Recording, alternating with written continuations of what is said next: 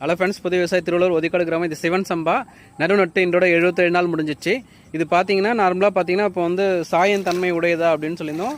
சாயம் பயிர்கள் வந்து இந்த மழை அதிகமாக பேஞ்சதால் சாஞ்சிருக்கு. ஒரு சில இடத்துல வெயிட்டில் சாயுதா அப்படின்னு பார்க்கலாம்.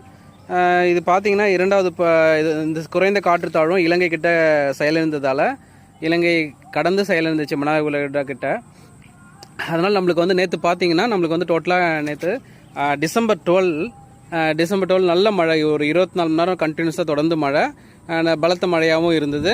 காற்று கம்மியாக இருந்தது, ஆனால் மழை வந்து நார்மலாக இருந்தது.